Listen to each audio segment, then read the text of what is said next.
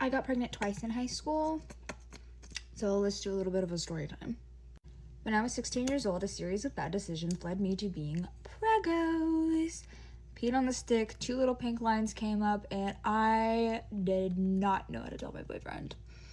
Thankfully, my boyfriend at the time, now husband, was super supportive and was like, okay, we'll do this, we got this. Like, he's an amazing guy. At 17 years old, I gave birth to our oldest daughter. She was 7 pounds, 11 ounces, and absolutely perfect in every single way. We are literally such a stereotype because after she was born, he joined the military. He's in the Air Force. And so when she was about 6 months old, he went to boot camp and graduated when she was 9 months old. I flew down to Texas and we got married. I had already turned 18 when we got married, just FYI. After we got married, he went to tech school and I packed up all our stuff because we were then moved to South Carolina. During all this, I was homeschooled. I've been homeschooled since middle school, and it really came in clutch during this whole situation because I was able to work on school like as I could, because obviously I was working until like we got married, and then after he had like a source of income and stuff, I became like a stay-at-home mom and I just focused on my schoolwork and raising our child, obviously. After he finished his tech school, he's in finance, looking for a man in finance. Anyways, we moved to where we live now, and I was still working on high school. I hadn't technically graduated yet, although I literally had 1 credit. All I had to do was finish my math credit and I was done. But anyways, we moved down here, and on my daughter's first birthday, I found out I was pregnant with our second baby. Soon after I found out I was pregnant with our second child, we were able to move to a house on base, the base that my husband is stationed on, and that made life so much freaking easier. Because our daughter now had like a backyard to play in, and we weren't stuck in like this tiny little apartment, which was great. So I was able to finish my math credit, and then we went back home to Virginia to visit family, and I was able to graduate high school. So I graduated high school pregnant with a baby. So originally I was set to graduate high school early. Obviously that didn't happen because I had a baby, but it put me in like a really good place to graduate with honors on time with the rest of my class. So I didn't graduate late, I didn't graduate behind. Since I did all like the extra credit work beforehand, I was still able to graduate with honors. Currently, I am 21 years old. I have been a stay-at-home mom since I was 17, and my oldest is autistic, and I would not change a freaking thing. But with all this being said, I in no way condone or support or encourage teen pregnancy. I encourage and support teen parents who are already pregnant and dealing with what I went through. Obviously, what's done is done, but don't be like stupid and doing stupid stuff that could get you pregnant as a teenager. Like, come on, son. Long story short, I absolutely love being a mom. When you make plans, God laughs in your face. I would not change a thing, even though it wasn't exactly the best of circumstances. It happened, whatever, move on. And I want 3 more kids.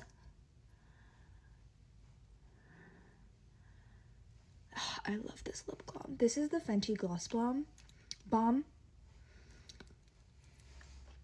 Also, if you have any questions about any of the products I used today, please drop them in the comments. Thank you so much for listening. I'll see you next time. I'm Maya Jean, the Beauty Queen. You know, I really thought that I had experienced every single scenario when it comes to men, but it turns out that every man that I continue to meet just continues to show me things that I never even thought were possible. So here's a fun little story time. So I was actually dating someone for a little bit. I didn't tell you guys about it, and it was going really, really well. And our relationship had gotten to a point where I was ready to take it to the next level.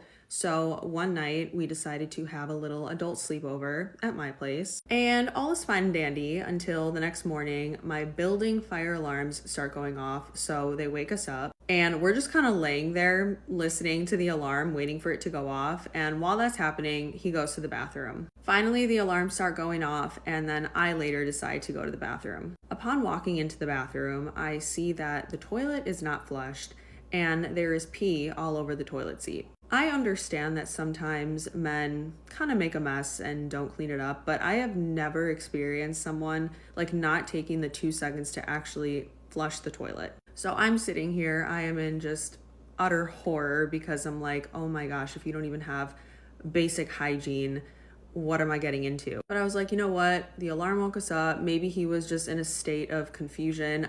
I don't know. So then I proceed to ask this man if he wants anything for breakfast. And he was like, yeah, I'll have 2 eggs and you can make them however you want. And I was like, okay, cool, great. So I get up, I go to the kitchen, I start making this man his tea, and I start cooking his eggs. The entire time I'm in the kitchen, he's just laying in my bed on his phone. He did not ask to help me at all. He didn't even try to come in here and talk to me while I was making his food for him. I don't know how else to describe it, but in that moment, I just really felt like his maid.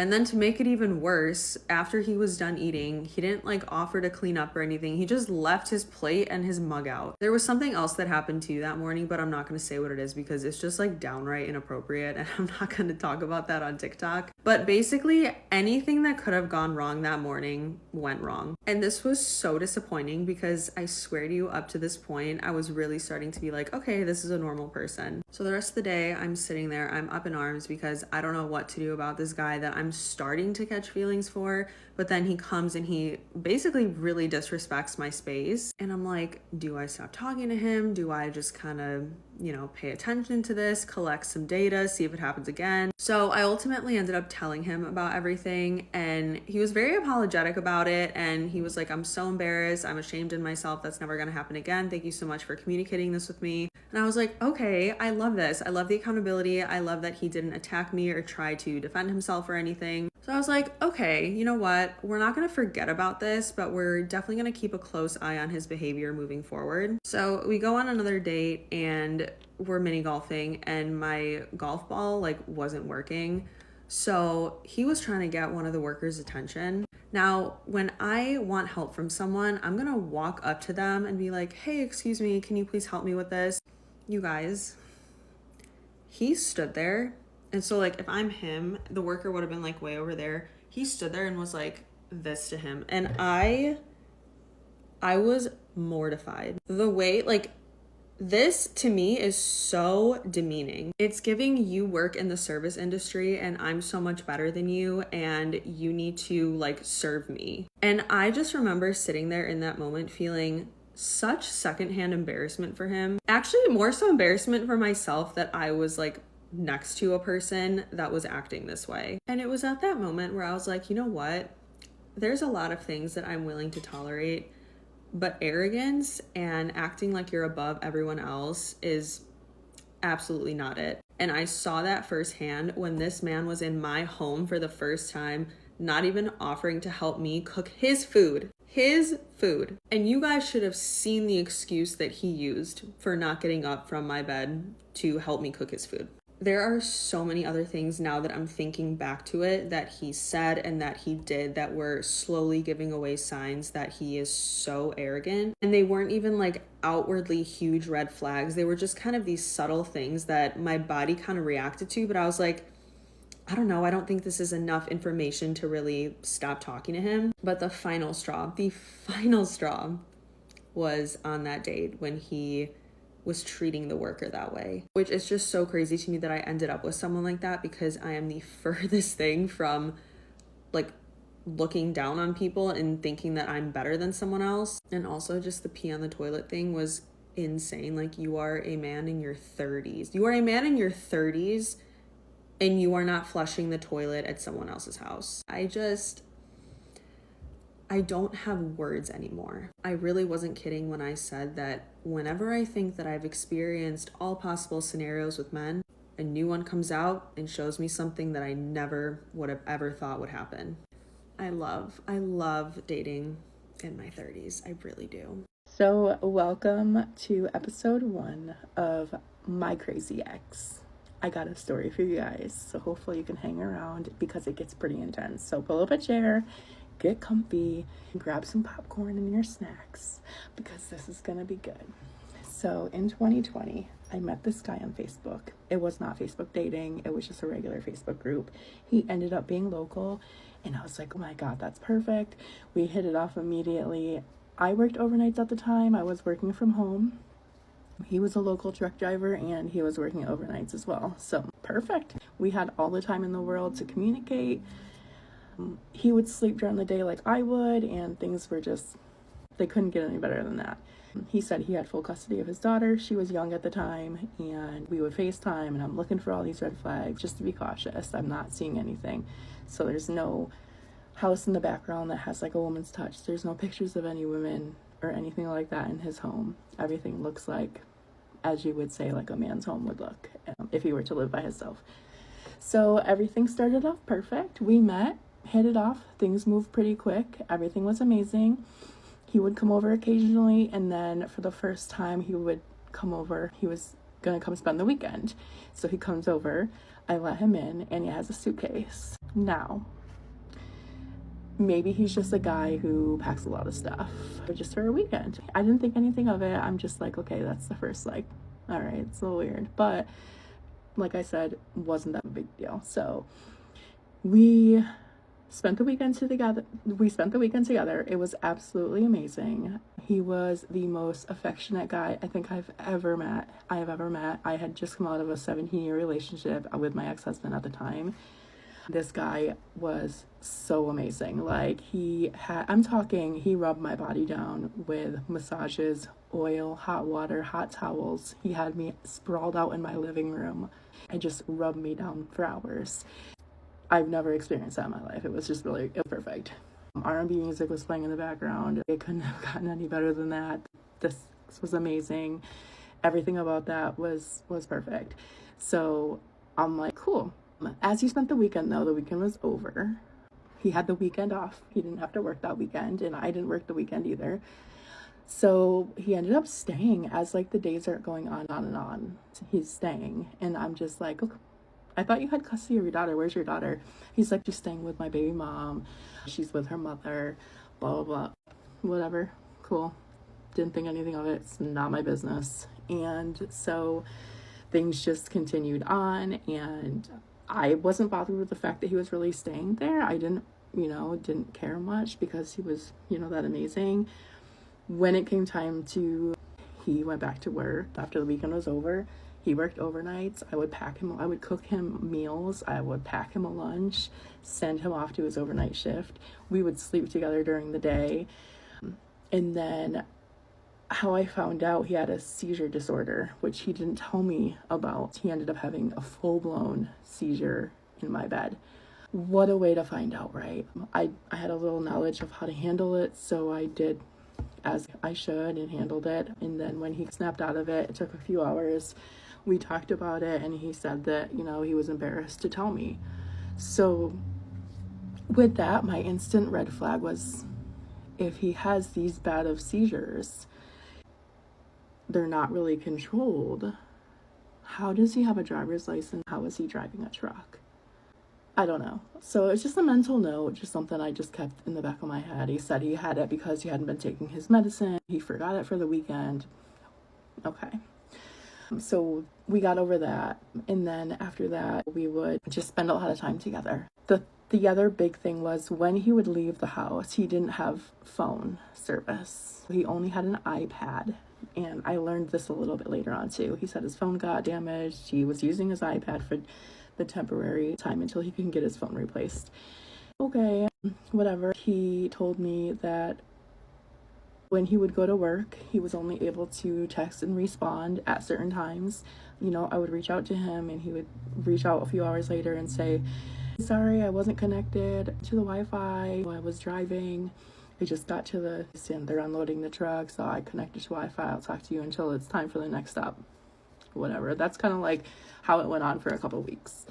And then he slowly just started acting really weird. He started becoming really controlling, really abusive. He would take my phone as I was just sitting there scrolling through it. He would just snatch it out of my hand. And then and then another part was one time I was taking a bath and he came blasting through the bathroom door, and all of a sudden he threw a box of condoms at me in the bathtub. I was like, what the, like, he had told me he found them in my room, which I know he didn't because I know where they were. This is my house. I know that they were not in my room. I kept them stored somewhere because I have children. So I kept them in a place where they couldn't be found, which was really weird because it means that he went through that place. I had those condoms for when I was using them or when I needed them. But, you know, that turned into like I was being a cheater. I was cheating. He knew all about me, blah, blah, blah, blah. So we got over that eventually. And then I'm telling you, this guy is really nuts. And then, like, I started to realize, like, he would only have money in the beginning of every month. So in the beginning of every month, it's like he would have money, he would just hand it out, he would pay all his bills, do whatever he had to do with it. And then towards the end of the month, he would just start to not have money. Now, it's not something that's completely whoa, because that can happen to everybody. But I kind of connected the dots with his seizure disorder and was like, is this man not even working? Is he on social security disability at this point? Because it's just not adding up. So one day he told me he had to take a flight. He had to go fly. I don't remember where or for what, but I do remember telling him that I missed his face. I wanted a picture of him while he was gone. So I was like, send me a selfie while you're on the plane before you take off. He sends me a selfie. And it does look like maybe possibly he was in a plane, but it wasn't 1,000%. So when he got back, I checked. There was no luggage tags. There was nothing of the sort. So just kind of kept a mental note of things like that. So things started turning really bad when I just started to realize maybe this guy is not working. Maybe where is he going at night when he doesn't have a car, he doesn't have phone service, only sporadically, you know, where is this person going? I worked over as I'm working, he's leaving. One time I just had like an inkling to check. So my other son who lived with me at the time told me that we can check Wi-Fi because as he's driving, he can only message me at certain times. So I'm like, we can see what devices are connected to this Wi-Fi. So as we're checking the Wi-Fi devices, his iPad pops up as connected. So I'm immediately like, maybe he left it here. But I sat there with my son for hours that night. We're texting him and we're messaging him and we're testing it. We're turning the Wi-Fi on and off, guys. So we would turn it on and he would message me and be like, sorry, I was helping them unload. Sorry, I wasn't connected to Wi-Fi. I was driving to the next route. And then we would turn the Wi-Fi off. He would stop texting. And we would do this on and off for probably the next couple hours. Part 2.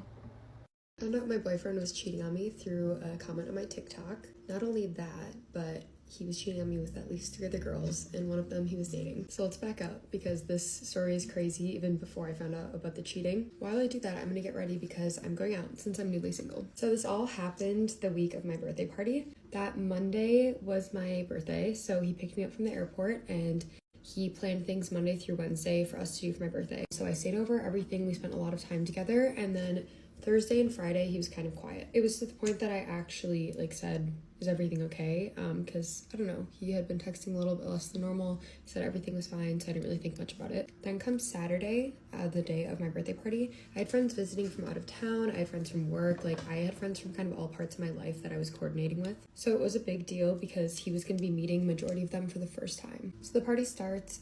Everything is going great. Actually, all my friends are mingling. He's taking the time to go and talk to every single different friend group that I have, and he's being very affectionate. He even asked me to spend the night with him that night, so things are good. And then it's time to go to the bar. So like I said, I'm coordinating friends from different friend groups. They all don't really know each other, so I asked him to go in the first round of Ubers with my roommate that he knows and bring his friend with him. As I'm rounding up the second group of people that I'm supposed to be going with, I start getting all these calls and texts from the friends that were in the Uber he was supposed to be in, saying that he randomly just walked away and didn't get in the Uber, and now his random friend that I had never met before is in the Uber on the way to the bar with my friends. So I'm, of course, so confused. I'm calling and texting him.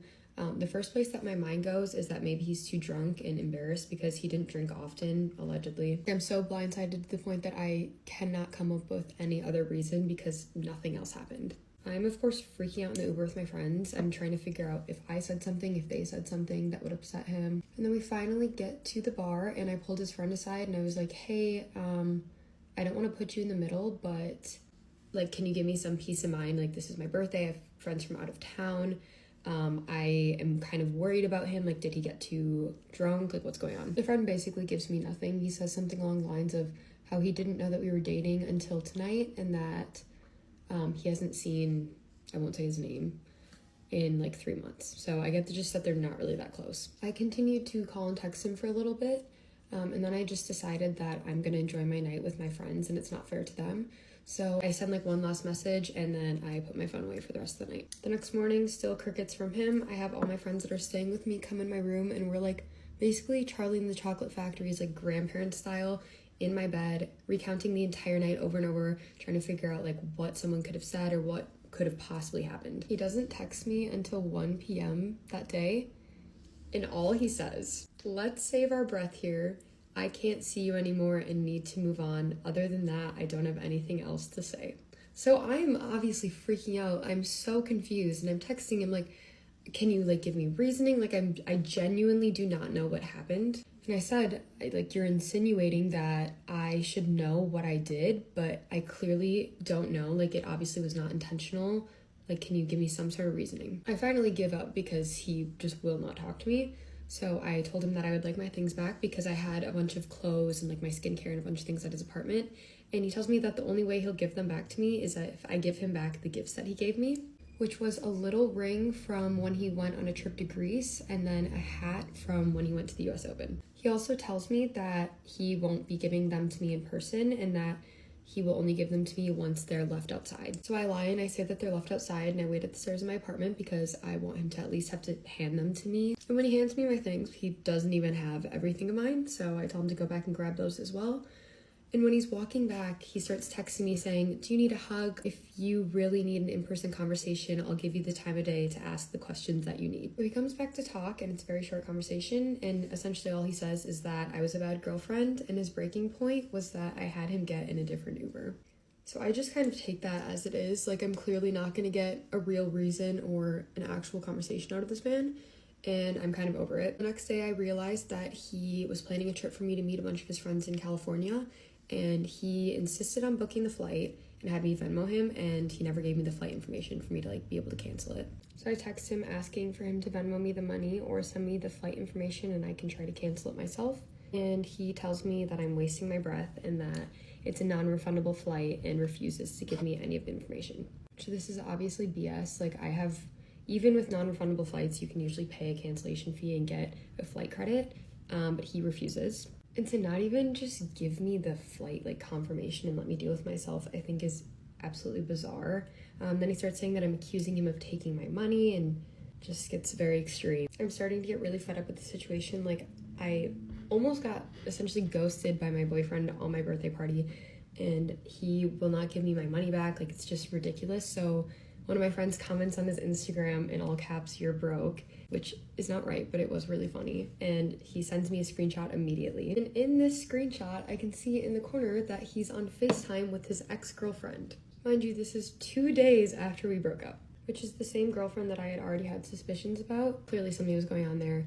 I just decided, like, okay, I'm gonna give up. This man is not worth my time or energy. If only that was as bad as it gets, but it gets worse. So I'm pretty fed up. This man did me so dirty. Like, he tried to ghost me on my birthday, embarrassed me in front of all my friends. He was cheating on me with his ex. So I make a TikTok, very general. It's still on my page. Literally all it says was, "No one will do you dirtier than the men of Chicago." And some girl comments and says, "At least they're 6'5" though. And I respond saying, "If that's how you feel, I know a very toxic 6'5" man that you can take off the market." The girl replies back and she's like, "Oh my God, what if we're talking about the same person?" And says his initials, and I say, "No, they're whatever." Then another account comments back, and it's clearly a burner account, and they say, if you're talking about a half-Greek guy, I'm pretty sure my friend from school is seeing him. So I respond saying I am actually, and they DM me, and they're straight to the point. They say his name, and then they give me the number of the other girl. So we're texting back and forth, and we basically put together that he had been pursuing her the entire time that we've been seeing each other, and they actually pretty recently started dating officially while him and I were still in a relationship. He even left my birthday party to go to her apartment. And that Thursday and Friday that he was really quiet before the party is because he was with her. She also told me how she knew of another girl that he was pursuing because she was a mutual friend of hers, and that he had even told her that he was talking to his ex since July. And no shade to the girl at all, like she was so kind and like willing to tell me whatever I wanted to know, and like she was of course also being cheated on by him with me. So he was dating this girl while he met my parents. He was dating her when he met all of my close friends. He allowed me to spend money on flights for trips to go on in the future with him while he already had another girlfriend. He then had the audacity to text me and say, I've heard you've been making TikToks about me. I think you're taking this a little far. I don't respond, and he sends me a longer text starting it saying, let's let bygones be bygones, and basically said that I set the foundation for the relationship and that it's all my fault. I told him that I know every detail and we don't need to rehash it and to not contact me ever again.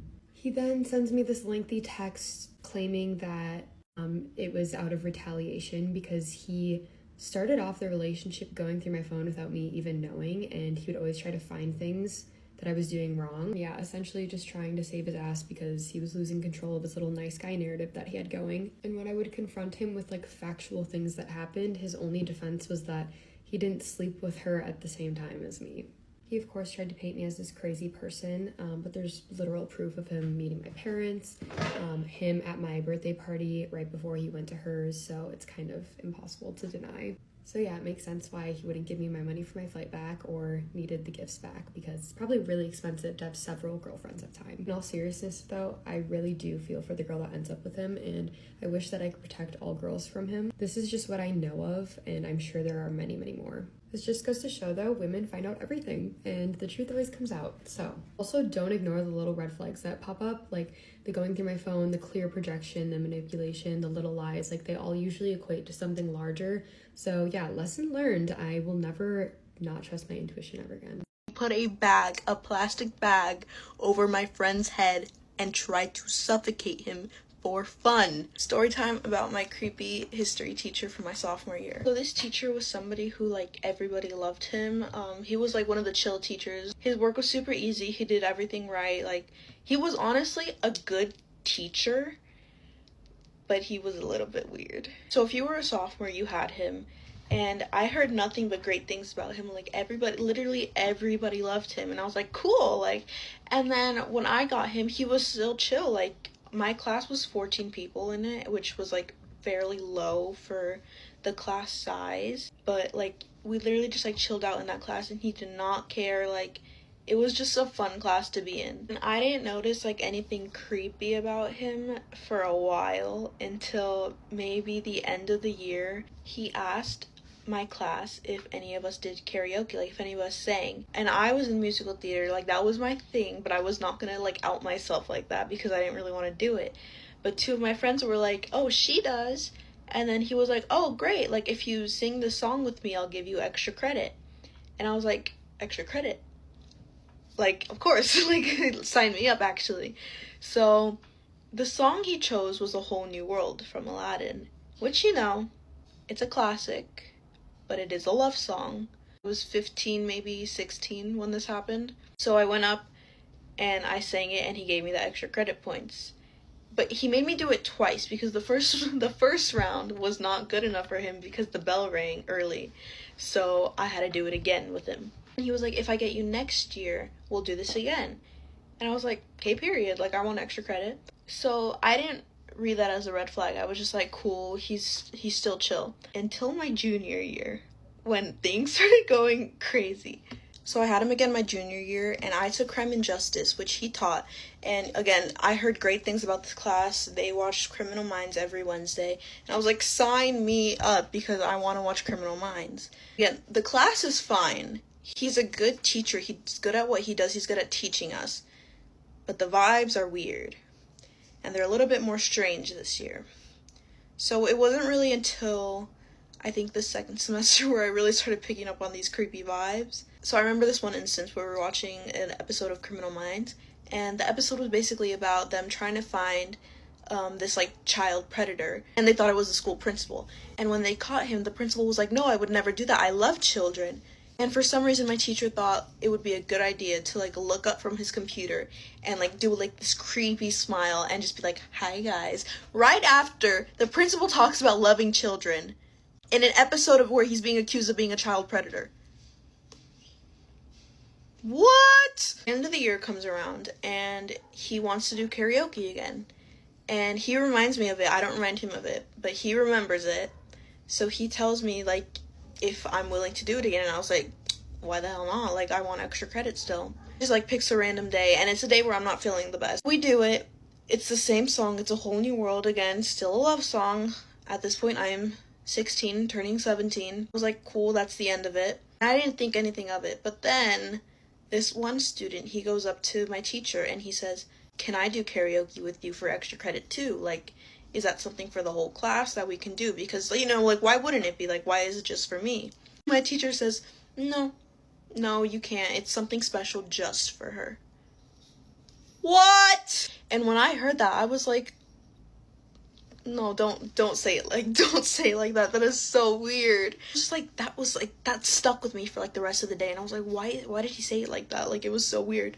Also, he got 2 of my friends who were graduating that year. I'm pretty sure this is what happened, where he gave them dolls. It's like their graduation gift. And they thought there was like cameras in there. I don't know if that's 100% accurate, but I think I heard this.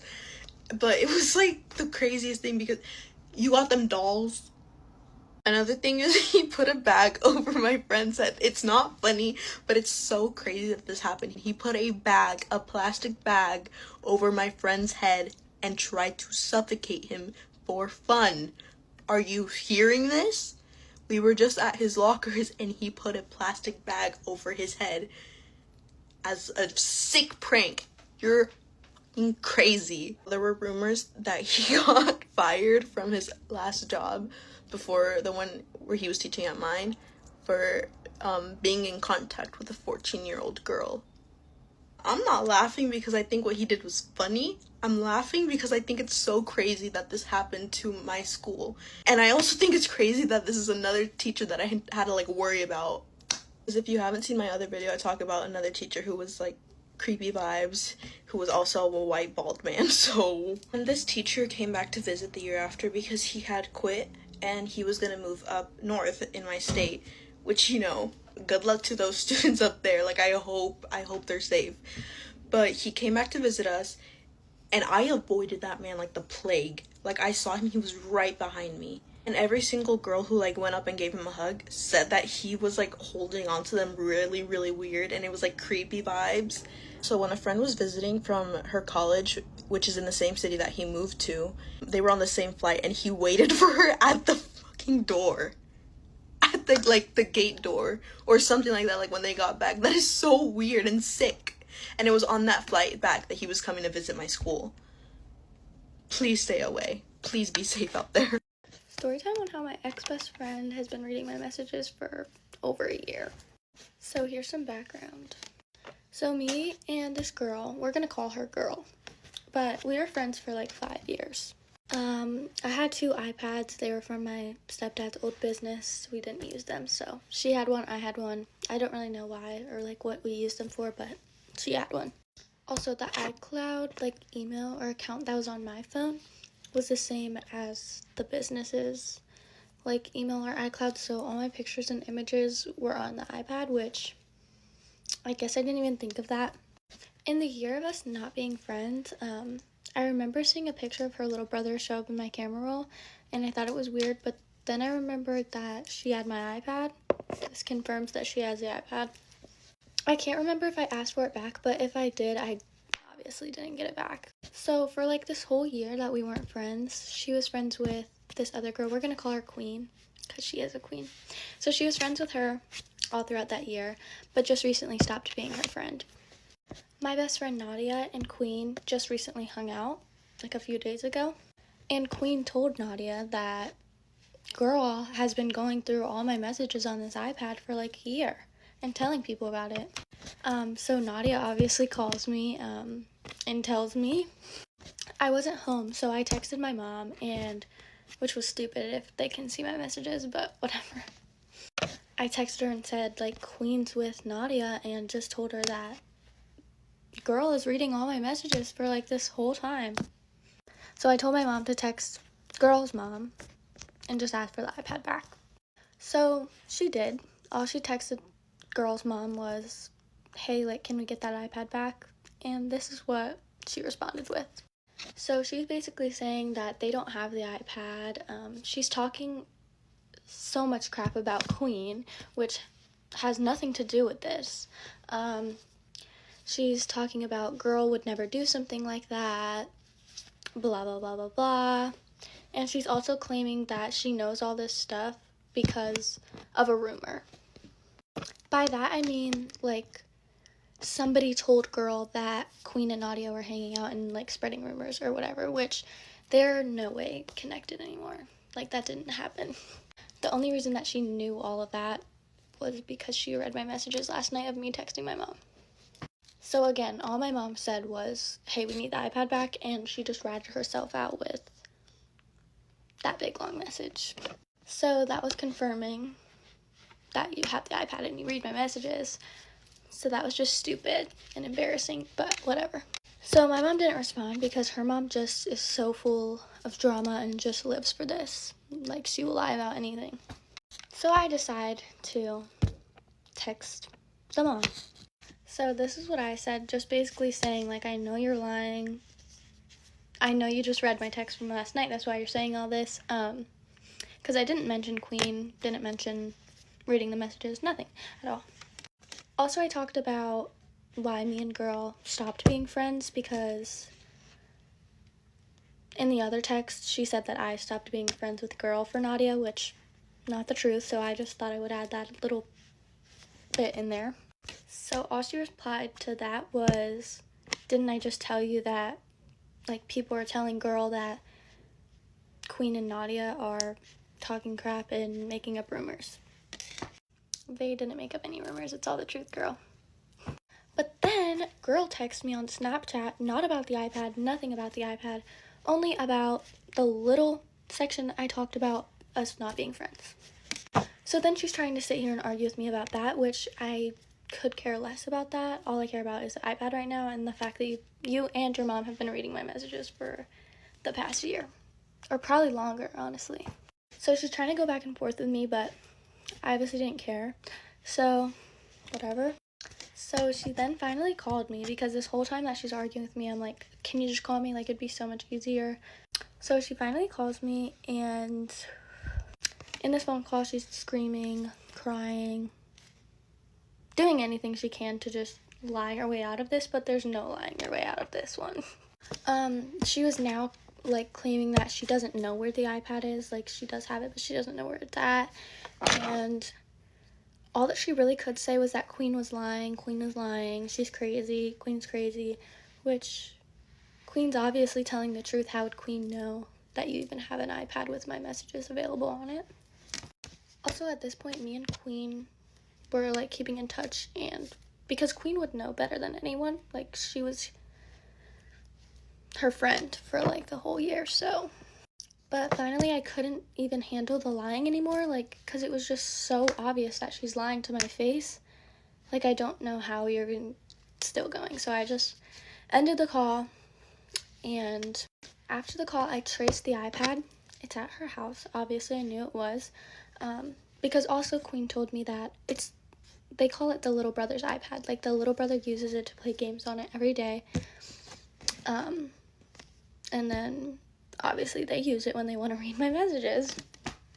Which, it's one thing for a girl to do it, but another for the mom to be also in on it. Like, you're a grown adult. And I am 18 right now, but I was 17 at one point. So we traced the iPad and hopefully erased my stuff off of it. I also changed my iCloud email so it's not the same as that one anymore. My mom tried to make a police report and like contact the police, but they said there's nothing they can do unless there's a freaky picture in there in my camera roll, but there's not. So I guess they can't get in trouble. So they do still have the iPad. There's no way we're getting it back. Like, that's just how they are. They'll lie till the day they die, probably. Even though at this point, like, I contacted multiple people, other people that were her friend, and they also confirmed that she did go through my messages while they were friends. Which is such an invasion of my privacy. Like, it just makes me very frustrated, especially that they don't get any consequence for it, and they even still have the iPad. But as long as they can't read my messages anymore, I guess it's whatever. But that's my story time. If you know me in real life, you probably know who this is about, but beware, because there are psychopaths out there. Alright, here is the highly requested story time of how I found out my boyfriend of 5 years was cheating on me 7 days after I moved across the country by myself to move into an apartment with him, with text message receipts of him telling his friends he was going to continue cheating on me since I'm a night shift nurse and I wouldn't be home from 7 p.m. to 7 a.m. Let's get into it. Disclaimer, I'm like, this is just scratching the surface. I'm not gonna get into the like psychological, emotional warfare that this man was putting me through. And this is going to be in 2 parts, but I'm going to post the second part right after. The second part has the receipts. So I started dating this man when I was 18, my freshman year of college. He ended up transferring to my school and then graduating in 2021 and moving to LA. And then I didn't graduate for 2 more years, so we did long distance for 2 years. And it was not all sunshine and rainbows once he moved. Before, it really was. Like, we were a very happy, healthy couple, but long distance, we were not good at. So the December before I graduated, we had been like so back and forth, like, are we gonna make this work? We were not in a healthy place in our relationship, and it was like really draining on me, and I'm sure for him too. But it got to a point where I came home for winter break. He came home for the holidays as well. And I was like, you know what? I'm just going to drop out of this. Like, I can't do this anymore. I need to figure out what I'm going to do with my life. Like, this is the start of, you know, my next chapter. And I got to figure out where I'm applying, like what state I'm applying my nursing license, how my life is going to look. And we can't figure it out, you can't commit, so I'm just stepping out. And as soon as I say that, he's like, no, this is what I want, like, we're gonna make it work, you're gonna move with me, I'm so excited. And I was very clear this whole time about being like, are you sure this is what you want? Are you sure you want to make it work? Are you sure? Like, tell me if it's not. And he was like, nope, this is what I want. And I was like, okay, yay. So then it was decided that was what we were gonna do. I was gonna move out to LA when I graduated, and we were gonna start our life together. We even had been talking about getting engaged when I was 25, which would be this year, 2025. So a couple of weeks later in January, I took a trip from Indiana to go see him out in LA. We went on a little ski trip, and all of these little things I'm gonna tell you here, they have a purpose that I will circle back to later. So we go on our ski trip, I fly back to Indiana, back to school, and then in February, I go back out again for another visit, and we end up going to a party there with all of his closest friends, like his friend group, and the party is hosted by this girl, we'll call her Kat. She is an important part of the story, and it's very noticeable to me that Kat is like purposefully not even looking in our direction, not speaking to us. And so after the party, I was like, what was up with that girl? And he's just like, I don't know, I barely know her. And I'm like, okay. So I fly back in March. He actually comes to Indiana to visit me for my birthday, and while he's there, I see him texting Kat, and I'm like, what are you talking to that girl about? I thought you barely knew her. And he's like, you know, excuse, oh, it's something for our mutual friend. So I'm just like, okay.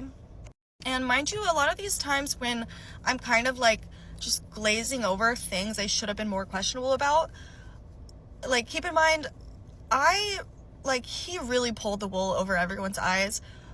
I was not treating him like he was a bad person and questioning him more about things because I didn't know.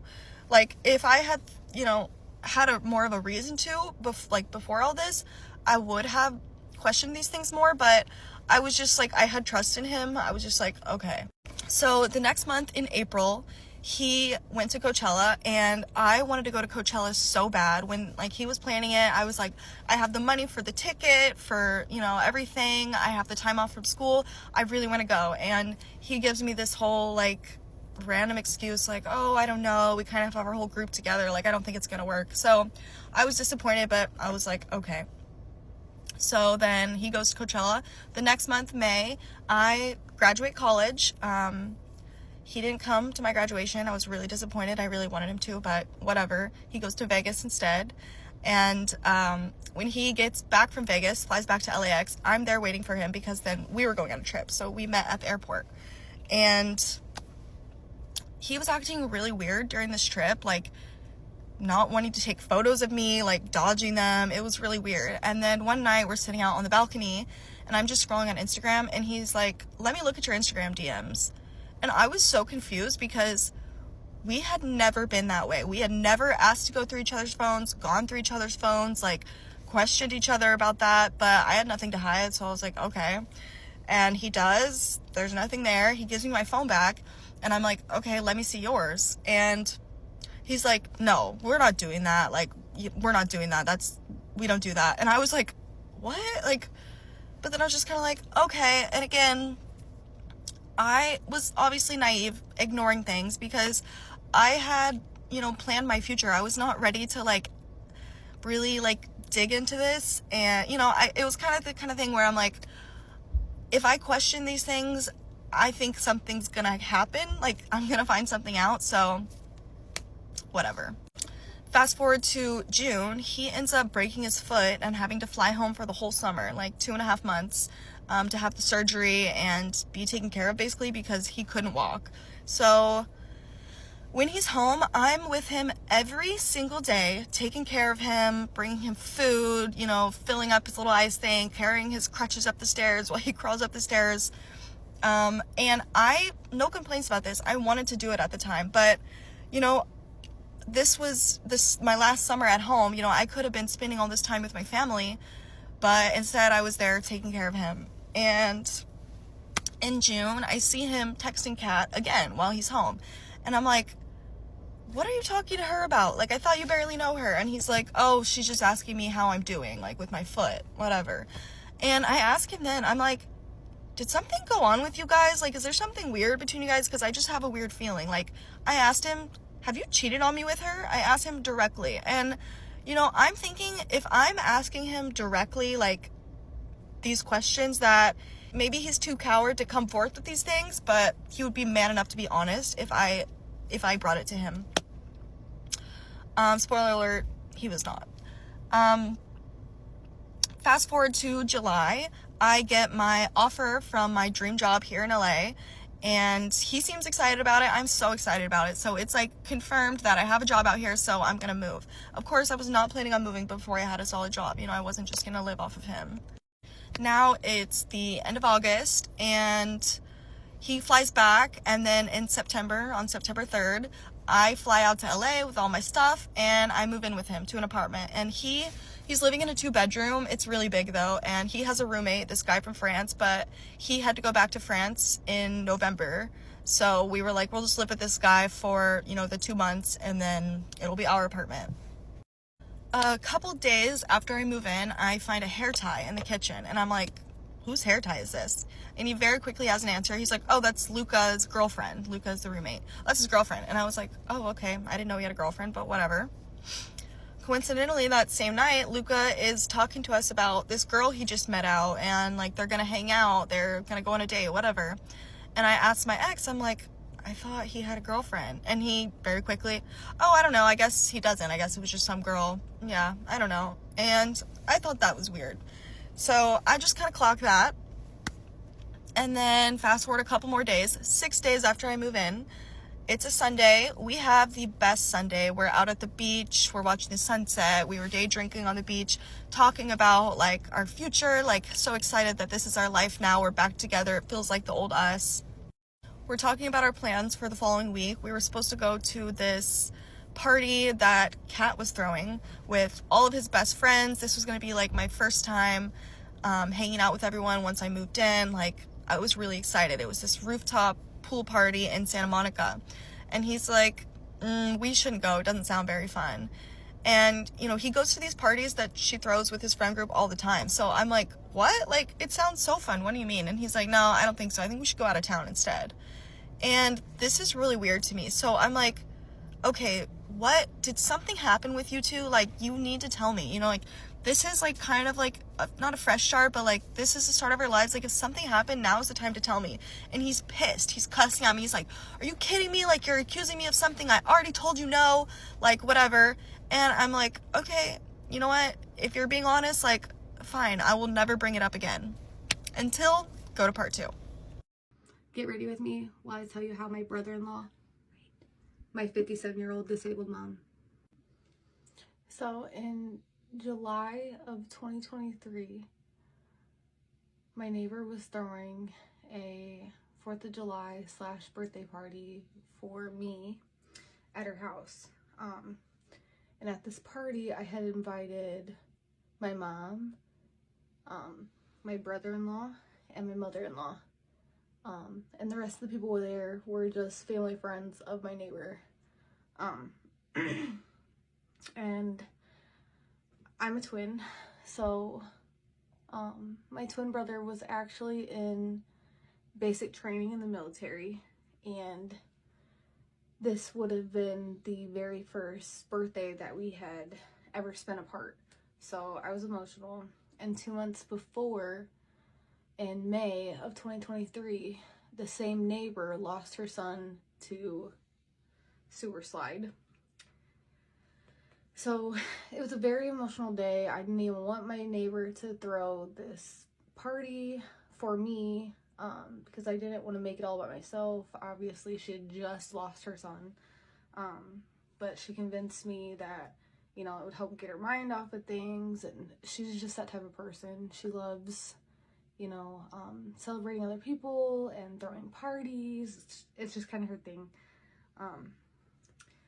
So yeah, like I said, it was a really emotional day, so I end up getting trashed. I'm not a big drinker. Both my parents were alcoholics, so I just decided that that's not who I want to be, so I drink like a few times a year. I also have 2 young kids, so yeah, I try to limit my drinking. I blackout drunk, and I don't remember anything really at all of the party. I remember like crying in a corner. I'm a Cancer. Yeah.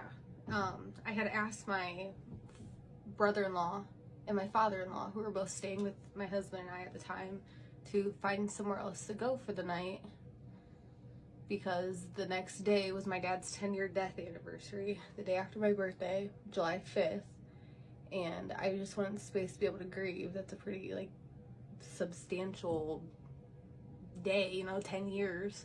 So I knew I was going to be emotional, so I had just asked them to go and find somewhere else to stay for the night. That way I could have the whole next day to myself. And my husband worked on the 5th, so yeah, so they found somewhere else to stay. I never asked where. Like I said, I got blackout drunk at this party. I just know I woke up the next morning and they weren't there, so I just figured that they had figured it out. Around probably 4 o'clock, I headed over to my neighbor's house just to spend time with her. Me and her are real close friends. And I used to go over there. She doesn't live there anymore, but I used to go over there and spend the day with her, and she would help me with the kids and give me some like adult interaction throughout the day because I'm a stay-at-home mom. So this is like normal for me. And around 5 o'clock, I get a call from my mom. So I answered the phone. She told me that I needed to come over to her house, that she had something to tell me, begged me not to bring my kids, and that my husband and I were going to be mad. So obviously I'm concerned. My mom is a lung cancer survivor, and she has a ton of health issues, COPD. She broke and shattered her shoulder and her hip, so she had full replacements on those. Because of her cancer and her COPD, she had to be on oxygen. She was either bound to her wheelchair or she had to use walkers. So she's disabled, and she was 57 years old. But if I showed a picture of her, anybody would guess that she was probably in her 70s. Like, that's how disabled and how declining her health was at this time. And yeah, so I go over there and she sat me down at her kitchen table. So when I sat down at the table, she explained to me that the night before, Bobby, which is my brother-in-law's name, had shown up the night before. Apparently he got a ride to her house from the party. It showed up and she allowed him to sleep on her couch in the living room. And I mean, this was not unusual. I was very, very close to my brother-in-law. I am married to his older brother, and my mom helped raise my brother-in-law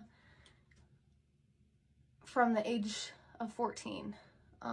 So we grew up together since he was the age of 14. I am like a year and a half older than him, and so is my husband. And I have a twin brother, and that's how we met. My brother brought him around, and he just kind of stayed. He didn't have the best home life, neither did my husband. So my mom's house kind of became their sanctuary, and my mom fed them. She kept a roof over their head. And we were not rich by any means. We were bottom of the barrel broke. So this put a huge strain on my mom, and she did it anyways. So like I said, this wasn't unusual. She didn't think anything of it, and allowed him to sleep on her couch. Well, I guess as the night went on, I guess they were like, he had come into her room. She had a chair in there beside her bed, and he had sat on it, and they were just watching TV and smoking cigarettes together. And I don't know, someone said he asked to give her a massage. I forgot to add to that when she had her lung cancer surgery, it left her with chronic nerve pain. So she was in debilitating pain 24/7. Like, it was a hassle. It was strenuous for her to even make it to the bathroom a lot of times, because for one, she couldn't breathe, and for two, it was physically painful to move for her to get out of her bed. So I don't know, he either offered her a massage, or from what I was told, he put a pain patch on her shoulder where her lung cancer scar was. And that also was not unusual. A lot of my friends would do it for my mom when they were over if me and my brother weren't home. And that required her to unclip her bra in the back and lift up her shirt. And we would have to do that for her after her surgery, because she was unable to lift her arm any more than this. Like, she couldn't even put her hair in a ponytail. So while he was doing either or, he had asked if they could FUCK. And my mom was like, hell no. You're like a son to me. At this point, he had been in our life for almost a decade. It was like 8 years at this point. He was 21, 22 when this happened. So 14 to 22, he had been in our lives. My mom took care of him.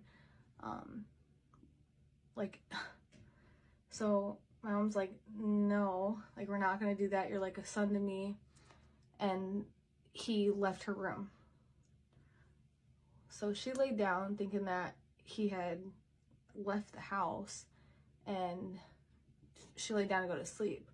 Well, I don't know how long it was later, but he ends up coming back in, grabbing her by the ankles and ripping her off of her bed onto the floor, putting his hand over her mouth, ripping her underwear off of her, and R-wording her and S-wording her.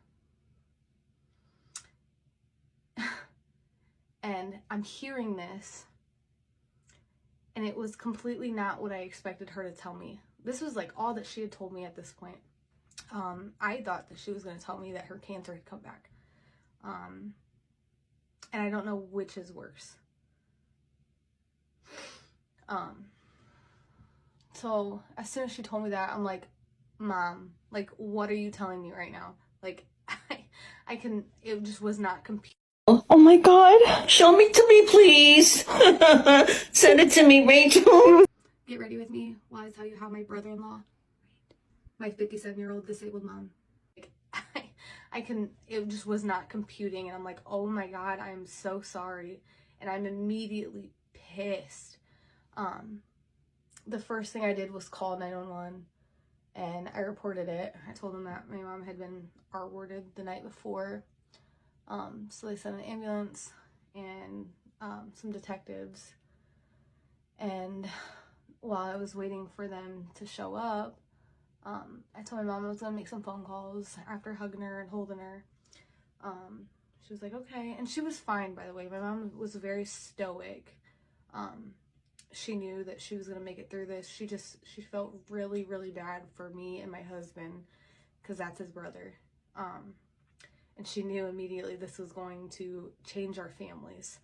So she did not want to tell me. She wasn't going to tell me until she had told her best friend the morning before she told me. And her best friend had told her, because he was staying with me, that if she doesn't tell me, then she's risking my daughter, my 2-year-old daughter at the time, she's risking her safety. And she was afraid that he could possibly do the same thing to my daughter. So my mom made sure to tell me, and she is my hero for that. So as I'm waiting for the detective and the ambulance to show up, the first person I called was my mother-in-law. And why I did this, I don't know. I don't know what I was thinking. I guess I just hope that she could understand the horror of what I had just heard. And she immediately defended her son, which led to going no contact for a while. She posted some really horrible things on Facebook after the fact. And I had stayed quiet because I knew that if this went to court, that anything that I said could be used, and I didn't want to affect the case in any sort of way. So yeah, she said some really horrible things. And I was pissed. Like, what if this happened to my daughter and not my disabled 57-year-old mother? Like, that, my daughter's just as defenseless as my mom was. My mom tried to yell, she tried to kick, and she tried to push him off of her, and she couldn't. She physically could not get that man off of her. And after it happened, she screamed, "You R'd me." And he told her that he was sorry and that his brain just snapped.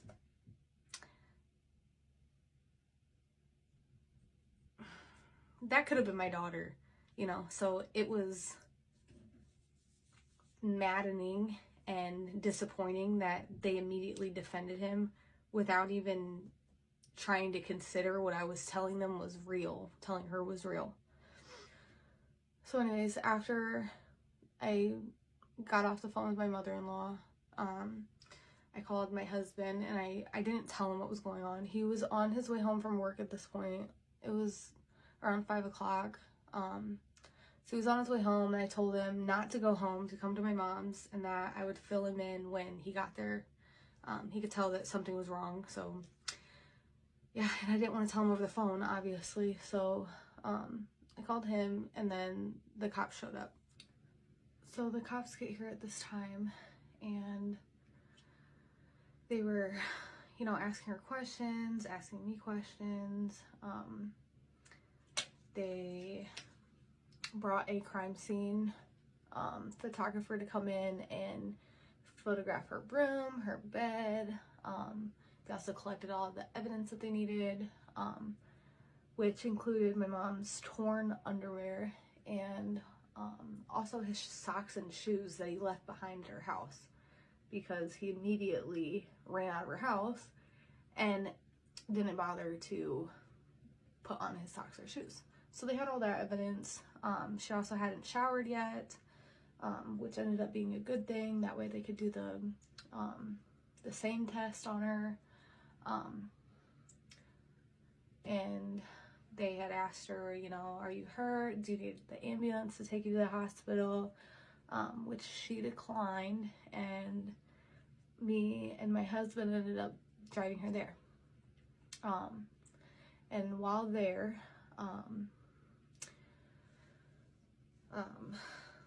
she ended up getting in the room that was 2 doors down from my neighbor's son after he committed sewer slide.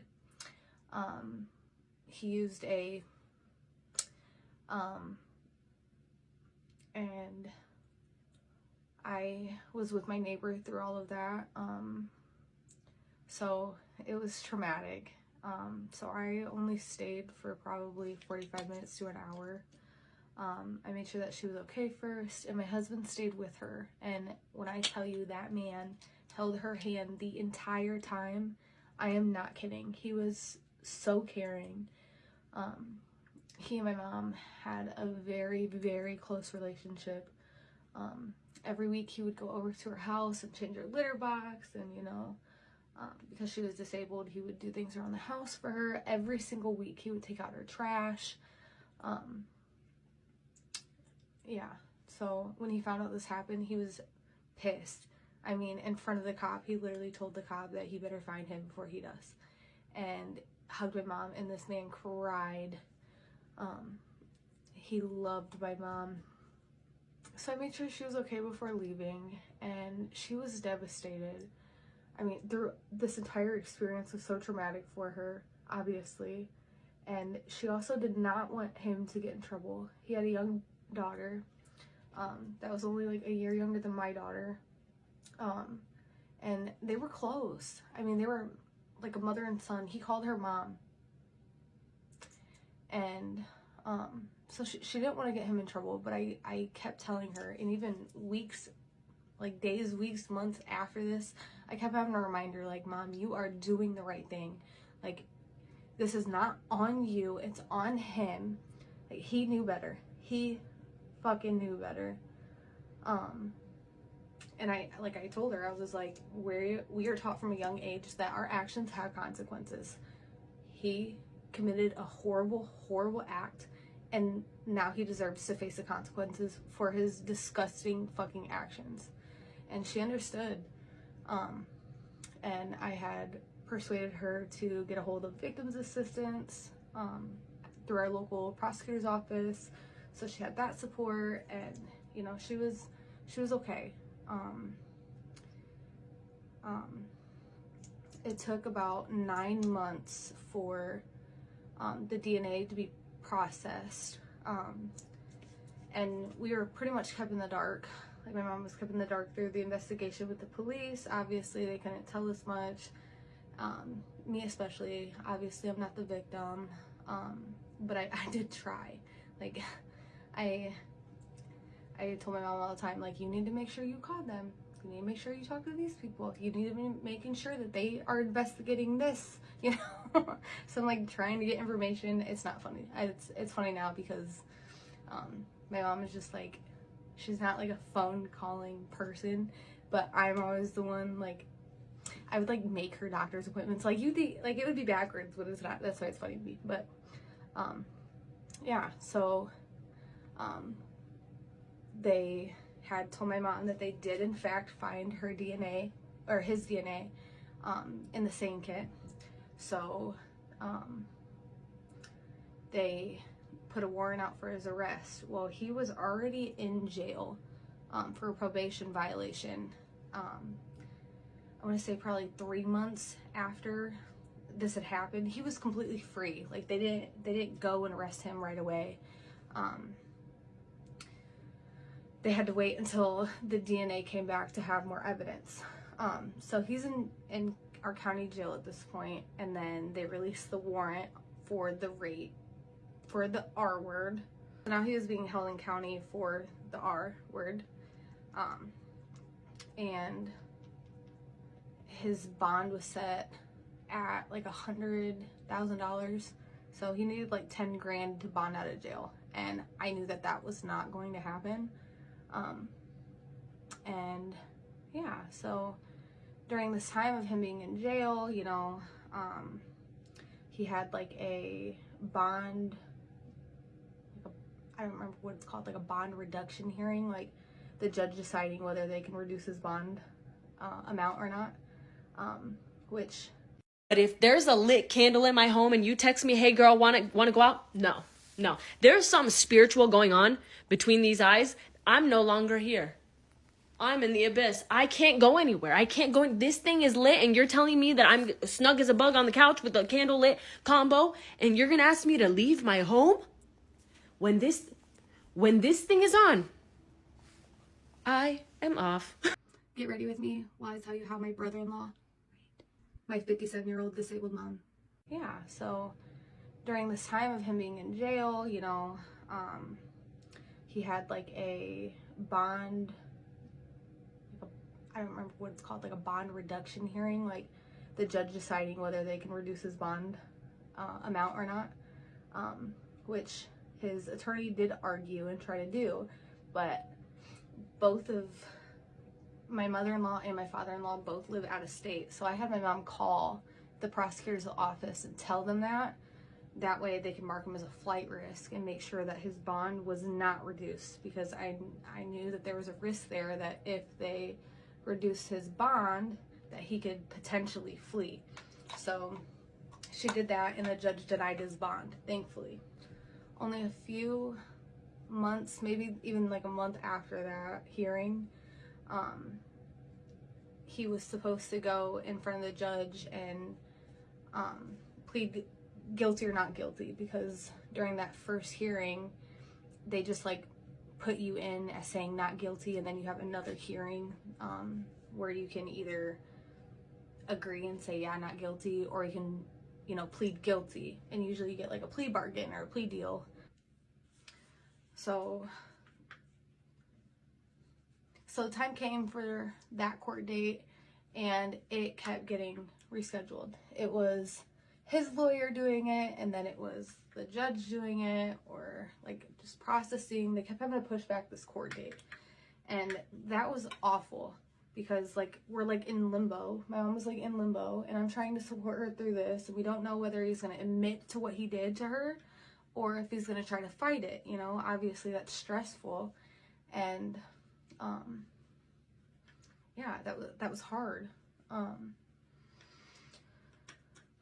My mom had her maintenance people like install more locks on her doors. Like, she was just going through it, but she was constantly telling me how sorry she was, and you know, because it tore apart, you know, my husband and I's family, you know, like it made it awkward for all of us. Me and my husband are in the middle. Like, they believe he was wrong if he didn't choose their side, and my family would have thought he would be wrong for not choosing their side. Obviously he chose my mom's side because he's a good man, a good husband, a good person, obviously.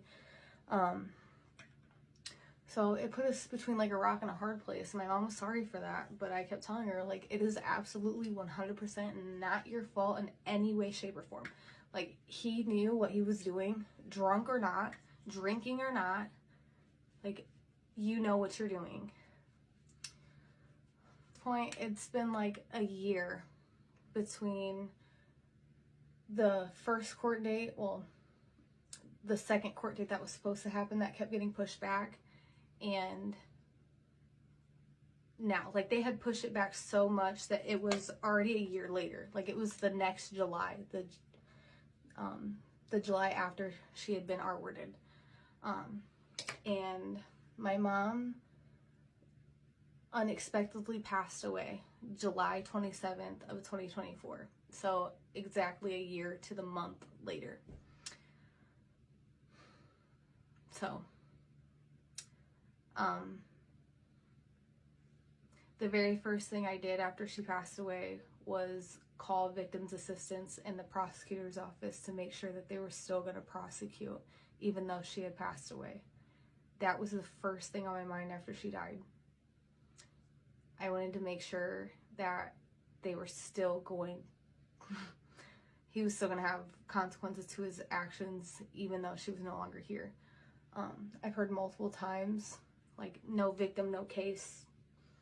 You know, she wouldn't, if it went to trial, she wouldn't be able to take the stand and defend herself. Or, you know, there's not enough evidence without her being able to tell her story that the case just needs to be dropped. So yeah. And on the day of her burial was the day that he was going to plead guilty or not guilty. And after her burial, I checked Indiana My Case, which is where we can look up like court cases, or, you know, you can check to see if you have like a traffic ticket or a warrant, things like that, like your criminal history. I checked that and they had pushed it back yet again. And I knew that was because they had found out that my mom passed away. So I'm going to say it was a month later that this court date finally happened, and he kept the not guilty. And I knew that he did that because he 100% thought that he was going to win. No victim, no case, she can't defend herself, there's no one here to prove that he did this to her without her here. He knew he was going to win. So they went ahead and they set the trial date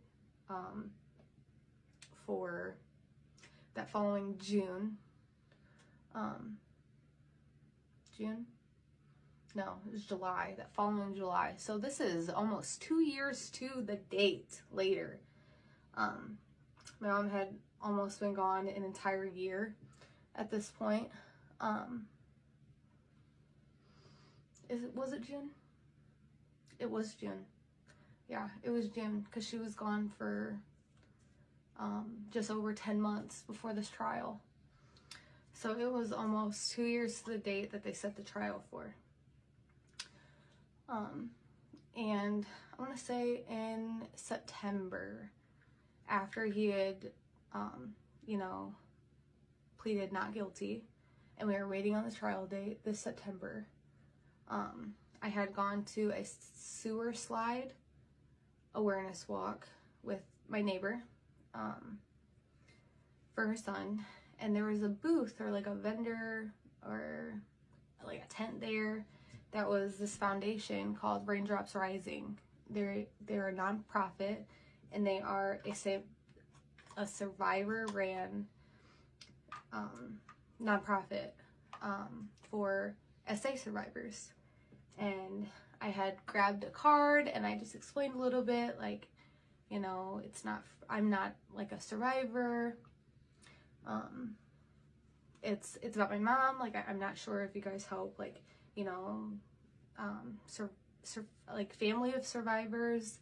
And they told me that they did. Well, I went home and I lost the card, and I could not for the life of me remember the name on the card. I forgot the name of the nonprofit. So for like months, it was until, not June, it would have been that next May, I finally was thinking about it, and I was like, oh my gosh, I just need to call the park, or, you know, it would have been the American Suicide Awareness, I can't remember the name, but it was that organization. So I called them and I was like, hi, do you guys have like a list of vendors? I'm trying to find one of the vendors that you guys had. And they did. So I ended up getting their phone number and I reached out to them. And oh my gosh, it was like a weight lifted off my shoulders, because all this time I was collecting evidence on my own to turn into the prosecutors. I was, you know, trying to figure out how I'm going to go into a trial without my mom. Like, I just needed that support. And, you know, when you talk about these sort of things, no one really listens. It's not exactly something that is, people just aren't outspoken about it, and they should be. Like, it's something like, SA is something that, like, you're taught to keep behind closed doors, or, you know, keep between the family, or it's like a dirty secret, and it freaking shouldn't be. The only people that should be worried about keeping it a secret are the R words. Like, these survivors should not be made to be quiet. And I think that everybody, every single person needs to be loud and advocating for these people, men, women, and children. They were an absolute weight off my shoulders. They helped with everything possible. They helped me. I can't even tell you how much they helped me with. But they were there for me every single step of the way. They're amazing. They're called Raindrops Rising Foundation. And if you are anywhere in Indiana and you need support, they will help you. Absolutely. Like, anywhere in Indiana. They're based out of Valparaiso, but they travel the entire state, and they do like hospital advocacy. They do court advocacy. They also have like specialists and, you know, like forensic specialists that will come in and they'll like testify on your behalf. Like, oh my gosh, they are amazing, and I cannot tell you how much they will fight for you, as much and as hard as